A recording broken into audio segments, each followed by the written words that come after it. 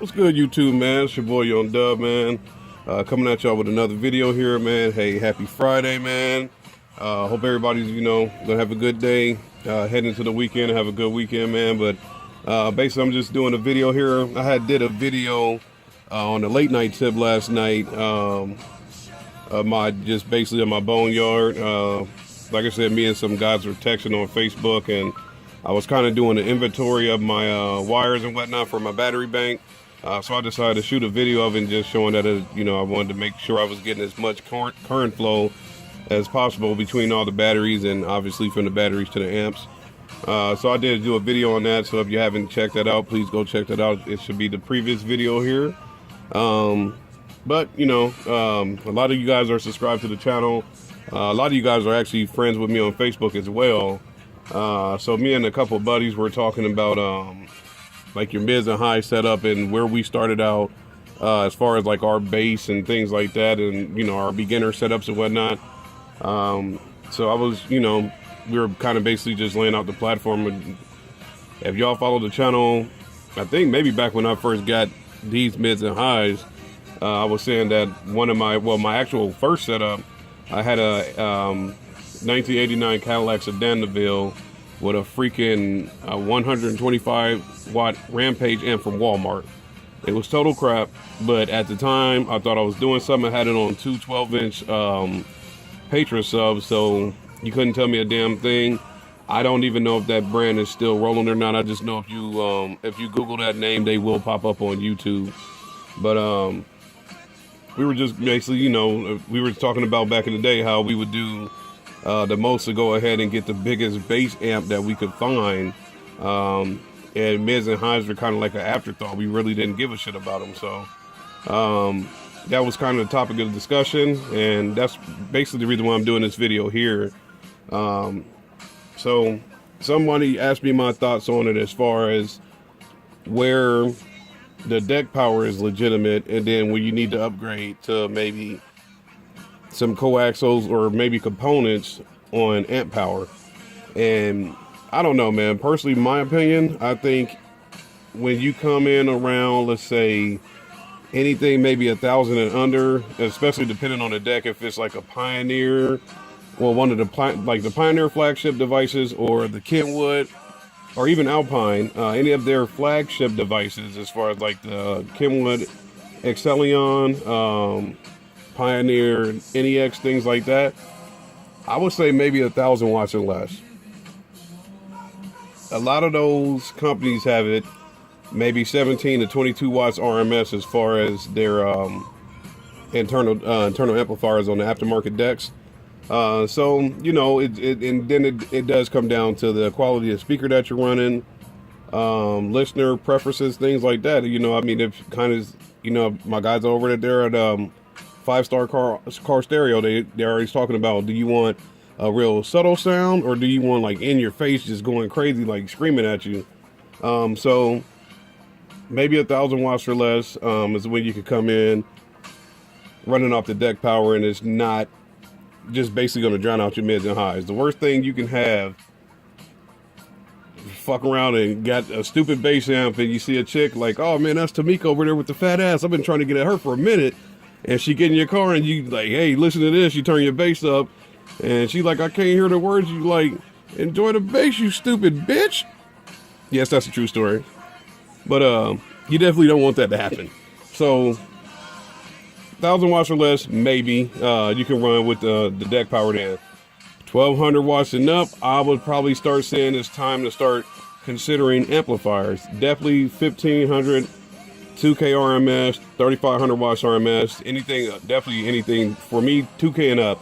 You definitely want to upgrade, get you some mids and highs that need to go on an amplifier, something like this here. Y'all know this year I plan on doing at least 5,000 watts RMS.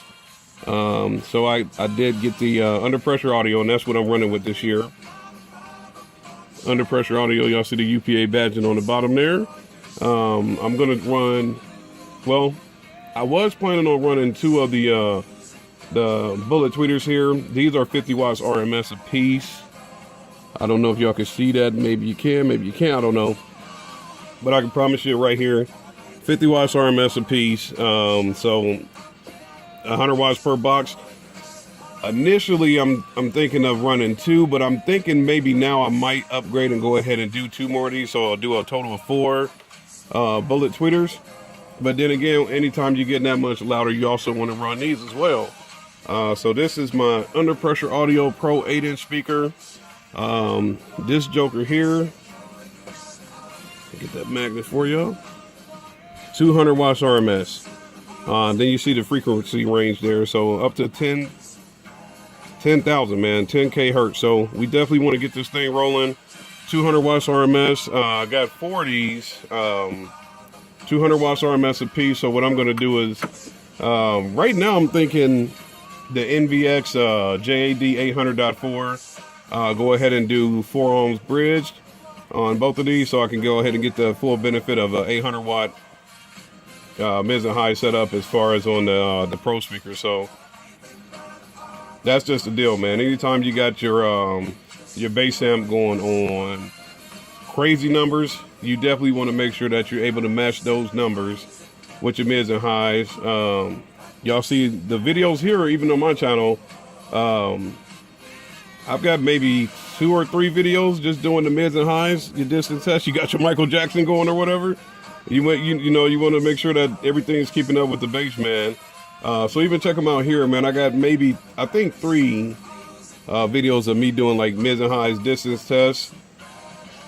A lot of us, we graduate to this point and we want to go just like crazy over the board with our setup. So you might want to be able to get to the point where you say, hey, let me open these doors and do a distance test. Some of y'all may just want to say, hey man, let me go grab a 5-channel amp, 1000 watts RMS, where it's 400 watts to the mids and highs and 600 watts over to the bass. So like I said, it all comes down to listener preference. But just anytime, if you're going to go crazy like that, as far as like the bass over the top out this world, just make sure that your mids and highs setup can keep up with it. So you can get you something decent like this here. Under Pressure Audio, man, this stuff is just super reasonable when it comes to the price, and y'all can see the build quality on it, man. I mean, we got push terminals here, and definitely going to be running like probably 12 gauge power on it, because it won't be too long. And then, like I said, it's only 200 watts RMS per speaker. Hopefully you can see the yellow spider in there. I don't know if I could tilt that the right way. You got the tinsel leads going into your cone there, so nice ferrite magnet on the back of that. So like I said, man, anytime you got the bass rolling to a certain point, you want your mids and highs to keep up. And then hopefully y'all can see that capacitor on here for my bullet tweeters, so that'll make sure that it's blocking the bass frequencies not to go through these, because these only play very high to a certain range. So everybody was asking my opinion on that. That's my opinion, man. So I'm just doing the follow-up video for everybody, all my guys, my buddies on Facebook. Hopefully y'all get to take a look at this video here, man. And just following up, like I said, previous video, we did the battery bank, the boneyard. Still doing the channel update giveaway. Like I said, I think I'm about 300 subscribers now. Please subscribe, like, and share all the videos, man. Stay tuned for the giveaway. I've been talking with Big D Wiz. Y'all know him, Big D Wiz, or oldschoolstereo.com. We got some things in the works, so stay tuned to the channel, man. If you have any questions, comments, concerns, please hit me up, man. It's your boy Young Dub. Happy Friday, man. Y'all go out and enjoy your weekends. God knows I am, man. You have a good one. I'm out.